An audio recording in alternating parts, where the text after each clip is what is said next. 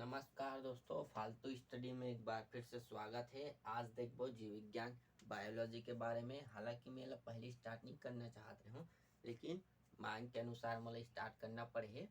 ठीक है, तो देख लेते हैं। सबसे पहले जीव विज्ञान है का चीज। तो जीव विज्ञान पढ़े के पहले ध्यान में रखना है कि आर्ट्स वाले स्टूडेंट मतलब बहुत ज़्यादा दिक्कत के सामना करना पड़ते जीव विज्ञान जाने पर, सीखे पर, समझे पर।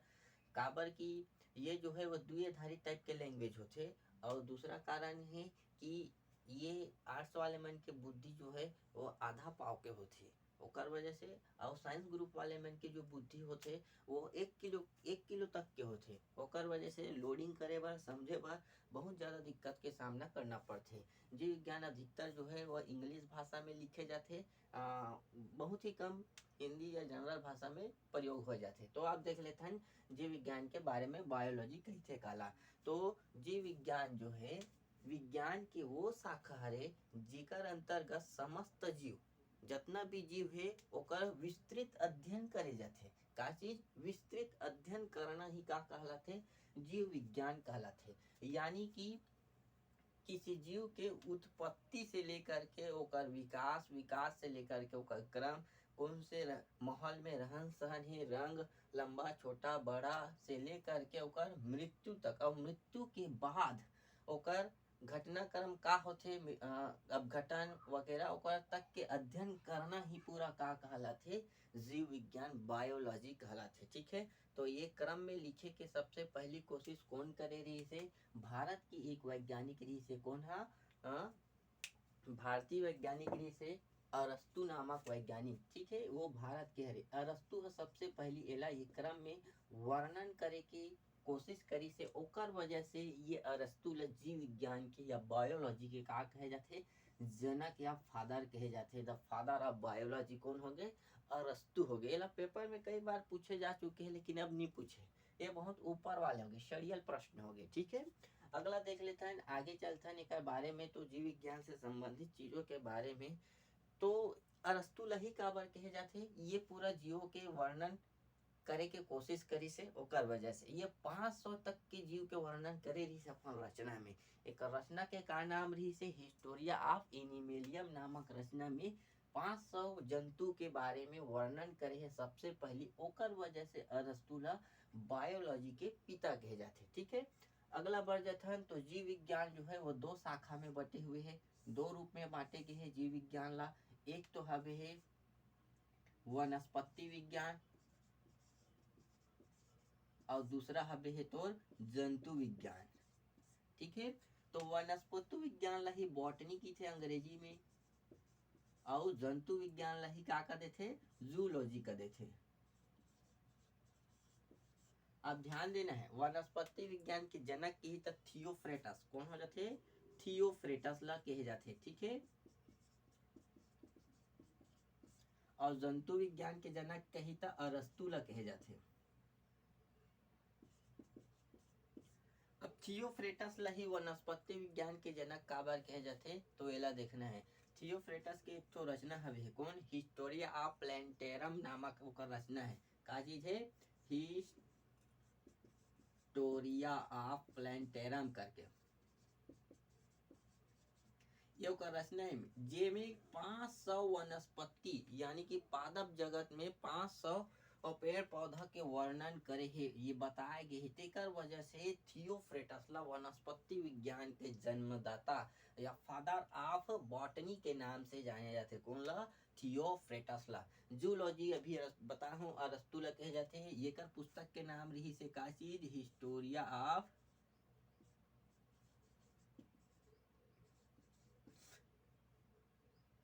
एनिमेलियम। ये में 500 जंतु के बारे में वर्णन करे है अरस्तु। हतेकर सती कहे जाते वाला जंतु विज्ञान के जन्मदाता। ठीक, यहाँ तक समझ आगे आगे ना। हाँ, तो अब ध्यान से देखते हुए चलना है हमारा ये नामकरण के बारे में। जीव विज्ञान के नामकरण कैसे पढ़िस, कोई तो हो ही जी है जीव विज्ञान हरे ऐसे करके बताए हुई, बायोलॉजी कहबो ऐसे करके बताए हुई। तो नामकरण में दो व्यक्ति के हाथ हवे है। नामकरण में के व्यक्ति के हाथ हवे है? दो व्यक्ति के। ये नामकरण में ध्यान से देखना है। लाइमार्क नामक व्यक्ति जो फ्रांस के आदमी रही से, और ट्रेविनेरस नामक व्यक्ति जो जर्मनी के व्यक्ति रही से। ये दोनों को हम मिल के कब करी से 1801 में बता है कि ये सब चीज घटना ला, ये घटना के बारे में वर्णन करना ला ही एक का नाम देबो जीव विज्ञान या बायोलॉजी कहबो, ऐसे करके बता है। कौन है? लैमार्क फ्रांस के और ट्रेवेरेनस नामक जर्मनी के हा। कब बताई से? 1801 ईस्वी में बता है। ठीक है, समझ आगे। तो आगे बढ़ जथन तो ये में ध्यान रखना है। ये तो हो गया ओकर जनरल से परिचय। अब देखबो वर्गीकरण। कैसे वर्गीकरण? तो जीवधारी मन के वर्गीकरण कैसे बांटेगी से कि कौन से जीव ला कौन से श्रेणी में रखबो और कौन से पादप ला कौन से श्रेणी में रखबो, ऐसे टाइप के। तो बांटने के आधार पे सबसे पहली अरस्तु ह दो रूप में बांट दे रही से। एक तो हबे तोर पादप जगत और दूसरा हबे तो जंतु जगत। पादप जगत में वर्णन करे जाते पेड़ पौधा मन के और जंतु जगत में वर्णन करे जाते जीव या जीव जंतु मन के बारे में। ठीक है, लेकिन जीवधारी के जब भी जीवधारी के वर्गीकरण के बात करही तो मुख्य आधार काकार आधार सबसे पहली आधार इसे जॉन रे के। जॉन रे नामक व्यक्ति जो है आधार बनाए रही से कि जंतु जगत अलग टाइप के विकसित होते, प्राणी जगत अलग टाइप के विकसित होते, ऐसे करके। ठीक है, ओकर बाद आ जाते लाइमार्क नामक व्यक्ति, सॉरी लिनियस नामक व्यक्ति। ठीक है, लिनियस के देन बहुत बड़े महत्वपूर्ण है। लिनियस ला ही आधुनिक वर्गीकरण के जन्मदाता कहे जाते। द फादर ऑफ टैक्सोनॉमी के नाम से भी जाने जाते। कौन ला? लिनियस ला। काबर आधुनिक वर्गीकरण काबर के जाते? काबर की एक रचना हुई से लिनियस के रचना हुई से का चीज? सिस्टेमा नेचुरी करके। का चीज है? सिस्टेमा नेचुरी। ये में ये बताइसे कि प्रत्येक जीव और प्रत्येक पादप मतलब अलग अलग करके व्यवस्थित ढंग से बताए के कोशिश करी से। कौन है? लिनियस। तेकर सती एला फादर ऑफ टैक्सोनॉमी या आधुनिक वर्गीकरण के जन्मदाता कहे जाते लिनियस ला। ठीक है, समझ आ गए? सिस्टम ऑफ नेचुरी किसकी रचना है की था? लिनियस के हरे। ठीक है, समझ आते नहीं आते ना? हाँ, तो अब देखो लिनियस के बाद वर्गीकरण के बाद अलग अलग शाखाओं में बटे हुए है जीव विज्ञान। एक ठो शाखा नहीं है, जीव विज्ञान के अंतर्गत कई ठो शाखा बटे हुए हैं। तो शाखा के बारे में धीरे धीरे से जान लेते हैं। जैसे कि थोड़ा से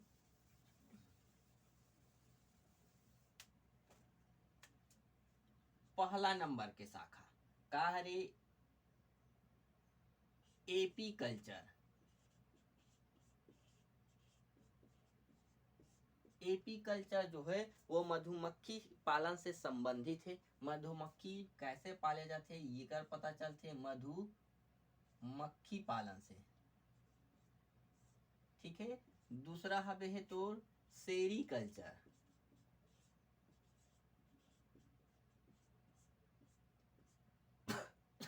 सेरी कल्चर में रेशम कीट के बारे में पता चलते। तीसरा हबे तो पीसी कल्चर। पीसी कल्चर में मत्स्य पालन। ध्यान देना है में पीसी कल्चर में मत्स्य पालन से संबंधित जानकारी के बारे में पता चलता है। यानी कि एमे मछली पाले बर कितना गड्ढा चाहिए, कैसन पानी चाहिए, कौन सा टेम्परेचर के चाहिए, कितना खाद्य पदार्थ चाहिए, ये चीज के बारे में पता चलते पीसी कल्चर से संबंधित मत्स्य पालन से। समझ आगे। चौथा हबे अपन मन के माइकोलॉजी। तो माइकोलॉजी में कवकों के अध्ययन करे जाते। काकर अध्ययन करे जाते? कवक के। फाइकोलॉजी। तो फाइकोलॉजी में काकर अध्ययन करे जाते? शैवाल मन के अध्ययन करे जाते। शैवाल मन के अध्ययन करे जाते। ठीक है, आगे बढ़ जाथन धीरे धीरे से। तो पोमोलॉजी। कौन से लॉजी? पोमोलॉजी। तो पोमोलॉजी में फल के अध्ययन करे जाते। काकर अध्ययन करे जाथे फल, यानी कि कौन से फल कौन से तापमान में कैसन टाइप के फल उत्पत्ति है, कौन से रोग होते, कौन से ब्याध होते ओमा, ये सब चीज का चीज में पता चलते, पोमोलॉजी के तहत पता चलते। तो पोमोलॉजी किससे संबंधित है, फलों के अध्ययन से संबंधित है, ये ध्यान में रखना है। पुष्पों से संबंधित अध्ययन के लिए एंथोलॉजी प्रयोग करे जाते, का चीज, एंथोलॉजी। एंथोलॉजी किससे संबंधित है, पुष्प के लिए, काजित के लिए, पुष्प के लिए संबंधित है। 8वां नंबर में अपन मन देख लेते हैं सॉरोलॉजी, छिपकली मन के अध्ययन, छिपकली दिखते ना दीवार मन में दिखते, तो छिपकली के अध्ययन के लिए काकर प्रयोग करे जाते हैं, सॉरोलॉजी के प्रयोग करे थे। सॉरोलॉजी किससे संबंधित है, छिपकलियों से संबंधित है, समझ आ गए, छिपकलियों से संबंधित है। अगला देख लेते हैं सॉरोलॉजी के बाद डेंड्रोलॉजी। तो डेंड्रोलॉजी किससे संबंधित है, ये याद रखना है, एकदम ज्यादा पेपर में पूछे जाते डेंड्रोलॉजी। तो डेंड्रोलॉजी है वृक्ष तथा झाड़ियों का अध्ययन करना, वृक्ष तथा झाड़ियों का अध्ययन करना ही का कहलाते, डेंड्रोलॉजी के अंतर्गत करे जाते। अब बात करूं सबसे ज्यादा इंपॉर्टेंट, तो डेंड्रोक्रोनोलॉजी के बारे में, काका डेंड्रोक्रोनोलॉजी के बारे में, डेंड्रोक्रोनोलॉजी। तो डेंड्रोक्रोनोलॉजी में पौधों की आयु के बारे में पता चलता है, काकर बारे में, पौधों की आयु से संबंधित जानकारी, समझ आते नहीं आते। डेंड्रोक्रोनोलॉजी के तहत कीटों के अध्ययन के लिए एंटोमोलॉजी का प्रयोग करे जाते, काकर कीटों के अध्ययन के लिए एंटोमोलॉजी। ये पेपर में कम से कम 50 घाव दे चुके हैं एंटोमोलॉजी ला। तो एंटोमोलॉजी में किसका अध्ययन किया जाता है, कीटों का अध्ययन किया जाता है, कीटों का अध्ययन, समझ आते ते नहीं आते।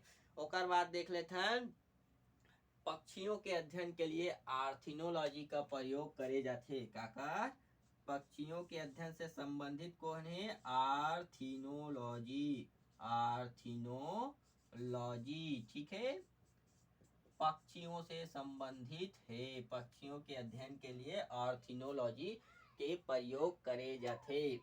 सांपों के अध्ययन के लिए ऑफियोलॉजी प्रयोग करे जाते, काकार आफियोलॉजी, ये कंफ्यूज नहीं होना है, आफियोलॉजी में किसका, सांप का अध्ययन करे जाते, ठीक, समझ आते नहीं आते ना। हाँ, अब एक से सबसे ज्यादा इंपॉर्टेंट चीज है कि इक्थियोलॉजी किससे संबंधित है करके पूछते, किससे संबंधित है, इक्थियोलॉजी। इक्थियोलॉजी जो है वो मत्स्य से, मत्स्य पालन नहीं है ना, एक बार मत्स्यों के अध्ययन से संबंधित है, ये ला याद रखना है, मत्स्यों से, मछलियों से संबंधित है, मछली से मछलियों का अध्ययन, मछलियों का अध्ययन किया जाता है, का चीज में, इक्थियोलॉजी में। तो इक्थियोलॉजी में किसका अध्ययन किया जाता है, मछलियों का, यानी कि में कौन से बीमारी होते, कैसा टाइप की बीमारी होते, कर बारे ये लेबोरेटरी टाइप के होते, पूरा अध्ययन करना इक्थियोलॉजी के तहत मछली मन के, समझ आ गए। अगला देख लेना है 15वां नंबर में, तो कौन से हरे, न्यूरोलॉजी के तहत, न्यूरो सर्जन बोलते ना,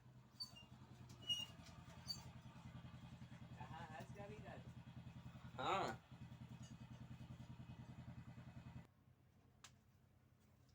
न्यूरोलॉजी में तंत्रिका तंत्र का अध्ययन किया जाता है, तंत्रिका तंत्र, लकवा से ग्रसित हो जाते किसे ना, तो या कहीं जगह सेकाई करना है अंदरूनी चोट में, या मांसपेशी से संबंधित चोट हो जाते, तो वो सब काकर अंतर्गत होते, न्यूरोलॉजी। बड़े बड़े हॉस्पिटल में ये न्यूरो सर्जन करके रहते, तो ध्यान देना है, न्यूरोलॉजी में तंत्रिका तंत्र से संबंधित अध्ययन करे जाते। 6वां नंबर में 16वां नंबर देख लेते हैं अपन मन के पास है भाई 16वां, तो साइटोलॉजी। साइटोलॉजी ज्यादा इंपॉर्टेंट है, साइटोलॉजी, साइटोलॉजी। तो साइटोलॉजी में कोशिका का अध्ययन करे जाते, कोशिका, कोशिका का अध्ययन, ठीक है।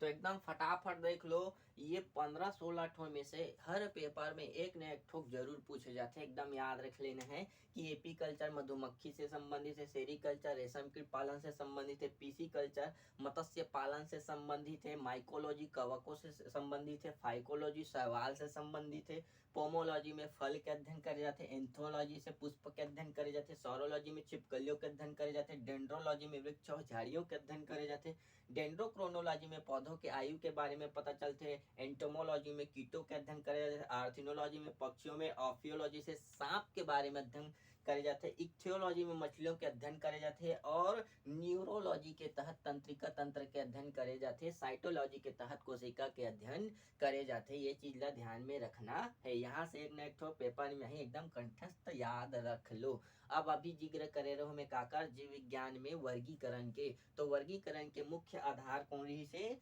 जॉनरे, लेकिन लिनियस कार्य से ओकर आधुनिक टेक्सोनॉमी के जन्मदाता कहे जाते। आगे बढ़ जाते ये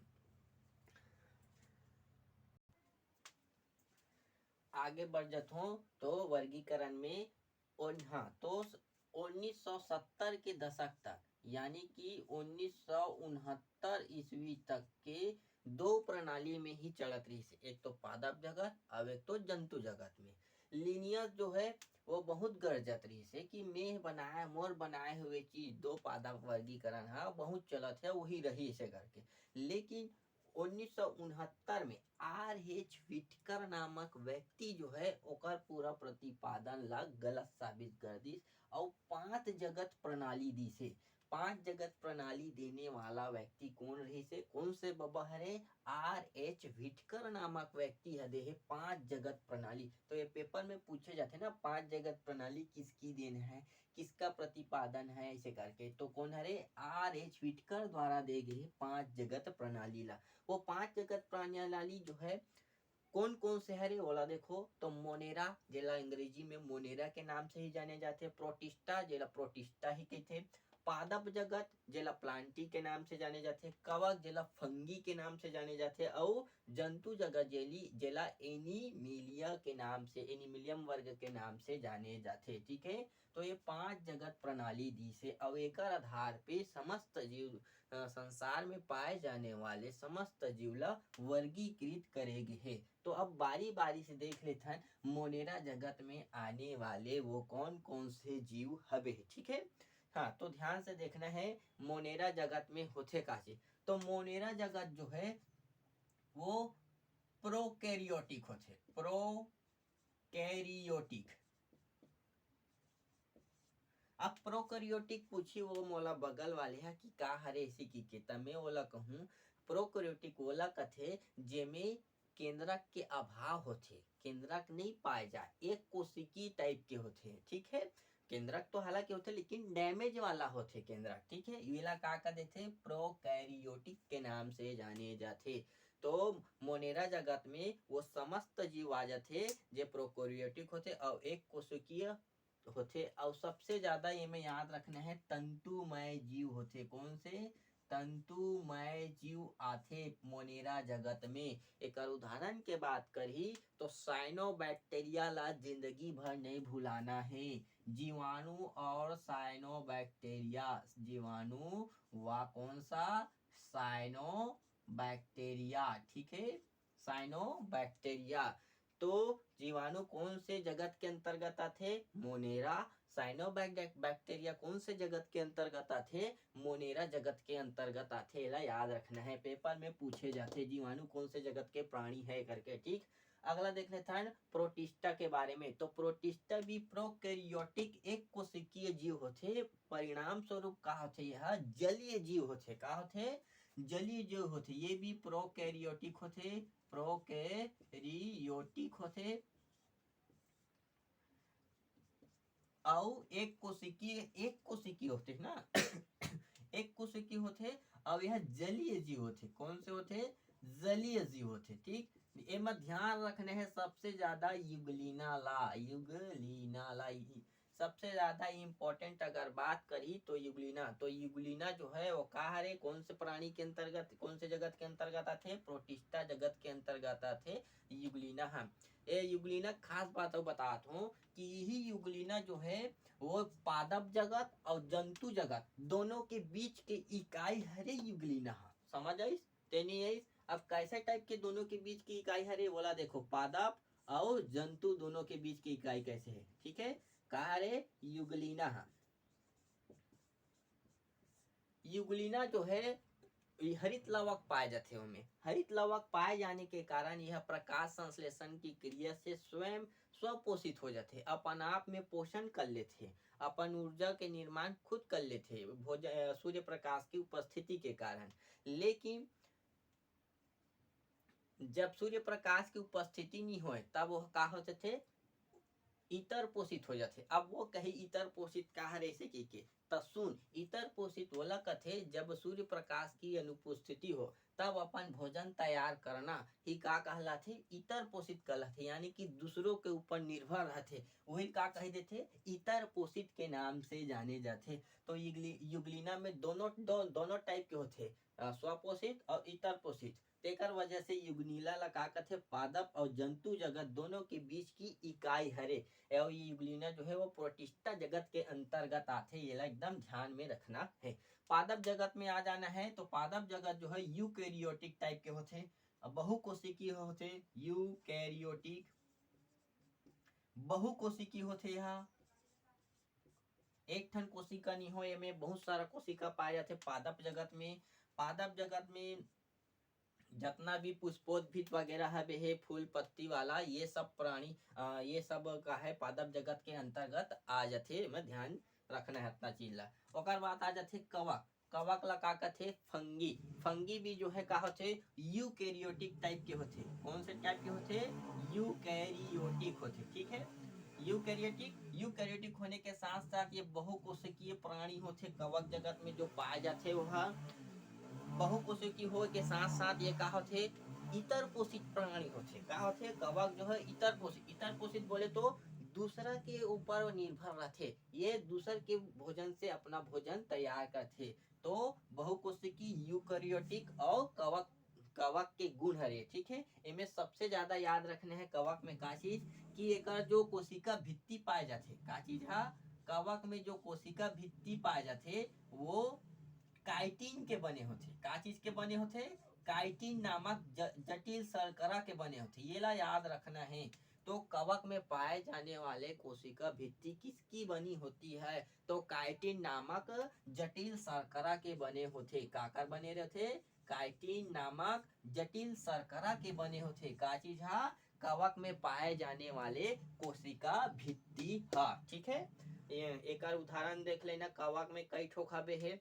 कवक से होने वाले रोग वगैरह के बात कही, फायदा का है कर हानि का है ओला बाद में पढ़बो, रोग भी आज में अपने कन जाने है अभी। ओकर बाद आ जाते एनीमिलिया वर्ग। एनीमिलिया वर्ग जंतु वर्ग के नाम से जाने जाते कि एनीमिलिया वर्ग भी जो का होते यूकैरियोटिक और बहुकोशिकीय होते। जितना भी मछली वगैरह दिखत है ना ये इतर पोषित भी होते। एनीमिलिया दूसरे के ऊपर निर्भर करते, ध्यान रखना है। जंतु कोशिका ला ही कहते, ये में सबसे ज्यादा इंपॉर्टेंट का रखना है कि जंतु कोशिका वाले ला एनीमिलिया ला ही का के नाम से जाने जाते, मेटाजोआ के नाम से जाने जाते। का नाम से जाने जाते, मेटाजोआ के नाम से जाने जाते। तो ये पूछते प्रश्न में इनमें से कौन सा मेटाजोआ है, तो एनीमिलिया या जंतु वर्ग ही का नाम से जाने जाते, मेटाजोआ के नाम से जाने जाते। ये ला ध्यान में रखना है, ठीक है। अगला देख लेते हैं का चीज के बारे में, नामकरण के बारे में। द्विनाम पद्धति तो लिनियस की ही देन है द्विनाम नामकरण। का चीज नामकरण, द्विनामकरण पद्धति का चीज है द्विनामकरण, ठीक है ना। समझ आते नहीं आते, तो द्विनामकरण पद्धति सबसे पहली कौन प्रचलन में ला है कि था लिनियस हला है। लिनियस के इमें ज्यादा कुछ याद नहीं रखने हैं, इमें का याद रखने हैं कि जो एक मुख्य आधार होते द्विनामकरण में, मुख्य आधार का चीज होते, नामकरण में बांटे के मुख्य आधार होते जाति। का चीज है मुख्य आधार का होते ओकर जाति है मेल रथे, ठीक।